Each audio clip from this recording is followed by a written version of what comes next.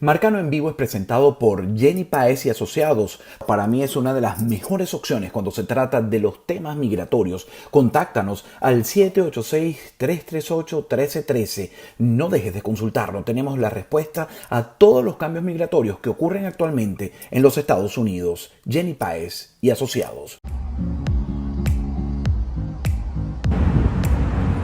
Con los mejores ingredientes, Cevichiro Peruvian Food and Sushi Restaurant, tan peruano como el ceviche, trae y sirve para ustedes en sus mesas lo mejor de la comida internacional.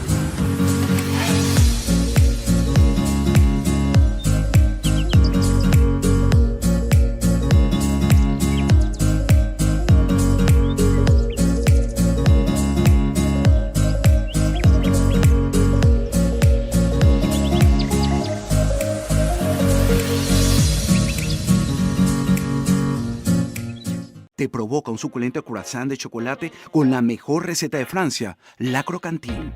¿Has buscado una pastelería que se convierta en tu lugar favorito? La Croquantine. La Croquantine tiene la mejor repostería del Doral y exquisitos platillos de comida francesa hecha por reconocidos chefs de Francia. La Croquantine está muy cerca de ti. Estamos en la 7930 Northwest, en la calle 36 del Doral. Nunca olvidarás nuestro nombre. Somos definitivamente La Croquantine.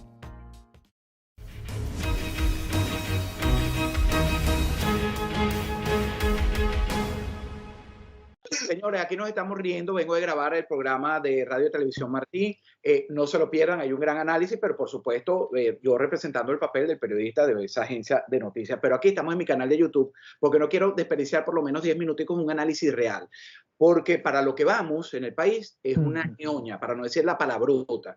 Y como una ñoña, yo quiero descubrir a quien me sigue en este espacio por qué la oposición se está hundiendo más y más y más, y la gente no termina de ver, porque hay gente todavía que apuesta a eso. Tengo a Guillermo Salas, experto en este tema electoral, físico, matemático, a Noel Alejandro desde Caracas y Adriana Vigilanza. Alguien pidió la presentación tuya. Tengo mucho tiempo en algunos de los que me comentan en los espacios de mi canal para que estuvieras aquí. Entonces, bueno, aquí estamos. Pero quiero comenzar contigo, Guillermo, nuevamente.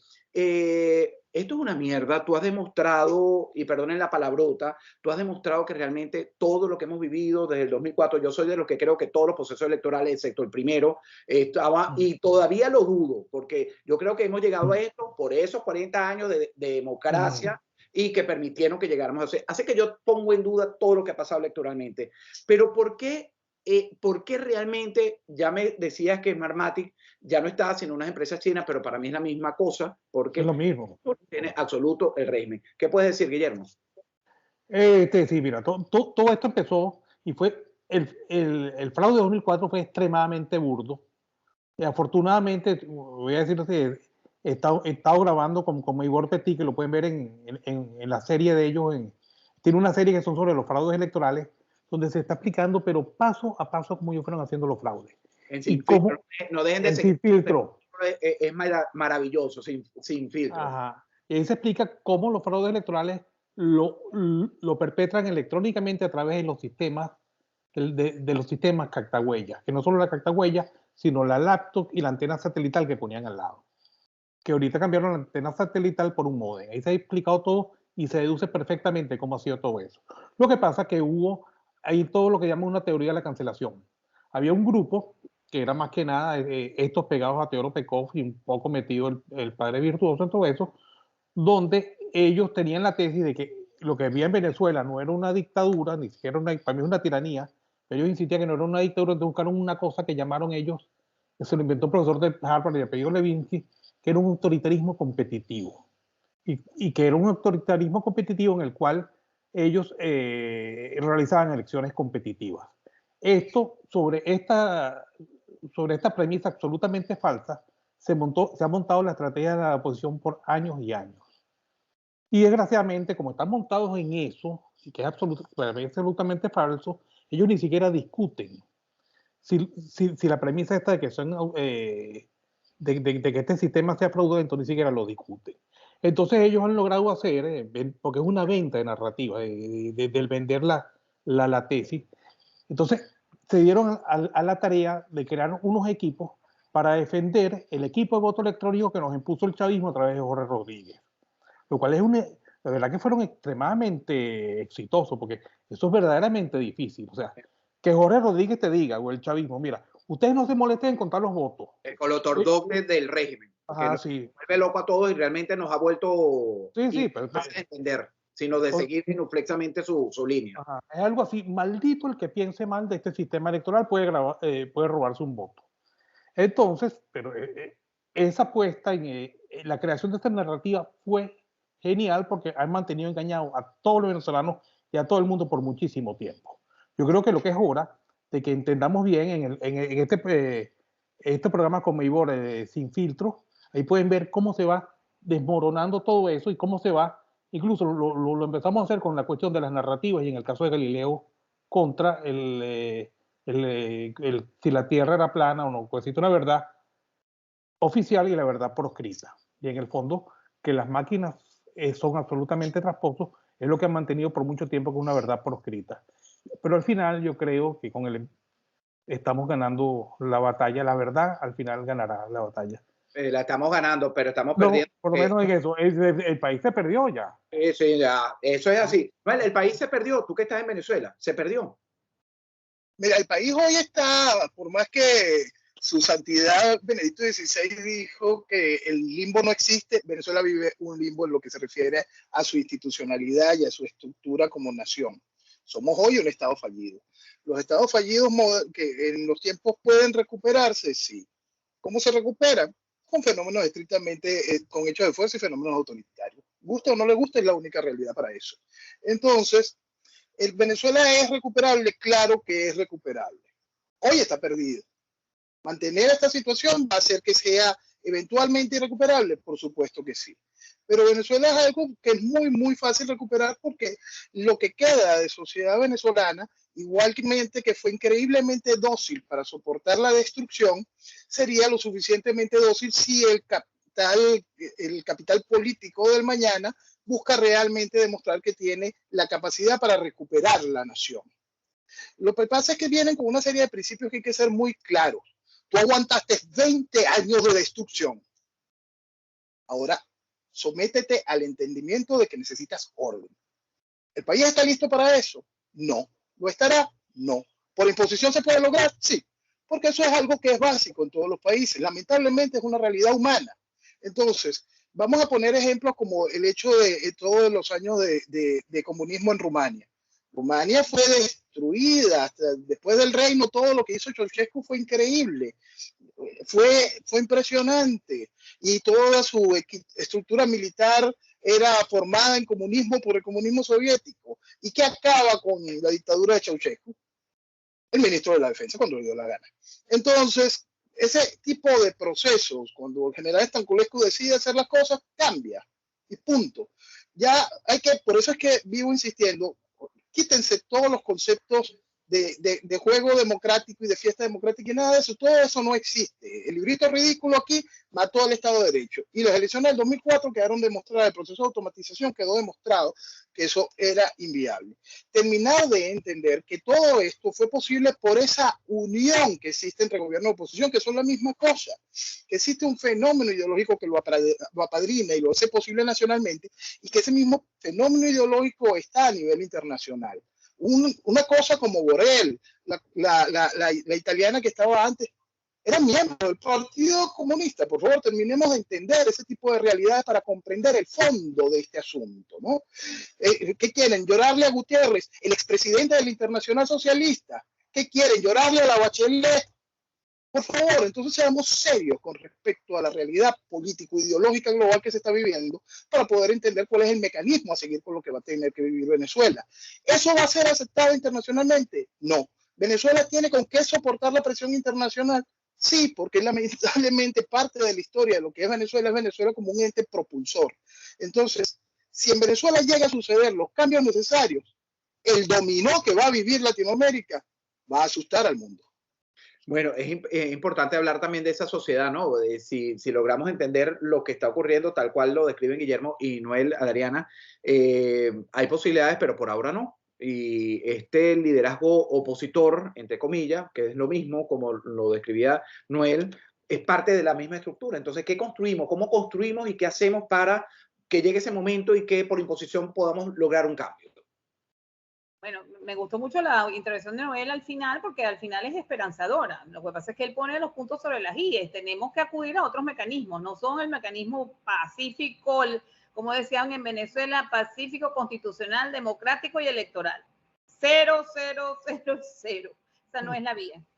Dicho esto y hecho el diagnóstico, queda convencer a la sociedad de lo que estamos diciendo para su verdadera liberación, que es lo que ha pasado a muchos pueblos del mundo para poderse liberar, empezando por la Revolución Francesa, para liberarse de los reyes que los oprimían. Eso no fue ni pacífico, ni constitucional, ni democrático, ni electoral.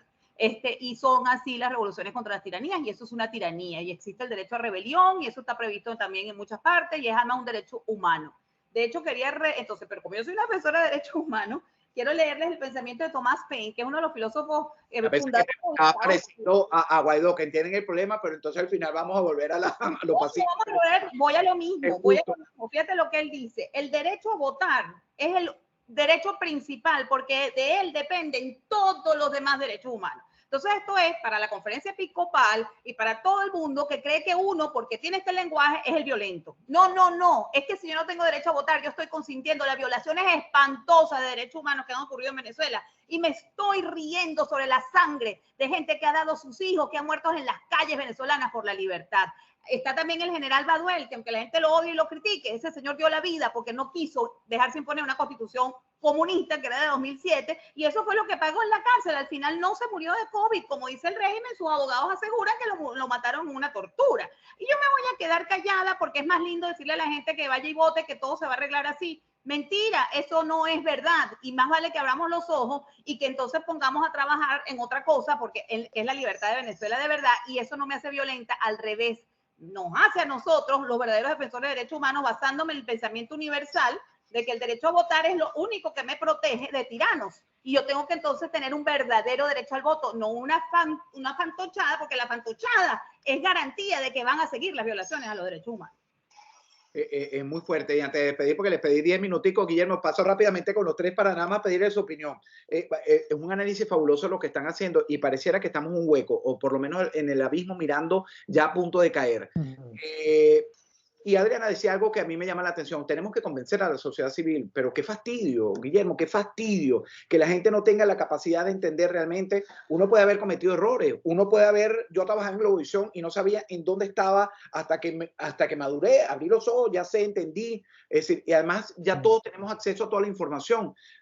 ¿Por qué hacer ese trabajo? ¿Por qué esperar a una sociedad civil que abra los ojos para que nos rebelemos a recuperar la libertad? Claro. Nos las han robado. Mira, ayer un español, Luis Martín, nos ha hecho una explicación magnífica de todo esto. Resulta que si tú agarras una pecera y le pones a los pescados nada más, no simulas que aquello es un mar, no le pones la arenita y unas maticas de plástico y unas piedritas de goma, ellos se sienten tremendamente nerviosos y tienden a rebelarse y a vivir malísimo. Entonces tú necesitas ponerle la arenita, las maticas de plástico y las cosas para que se sientan tranquilos en su prisión. Y eso es lo que nos han hecho. Ellos nos han simulado en nuestra prisión, nos han simulado una democracia. Entonces creo, en primer lugar, que lo primero es entender que vivimos dentro de una simulación. Eso es lo número uno. Santísimo.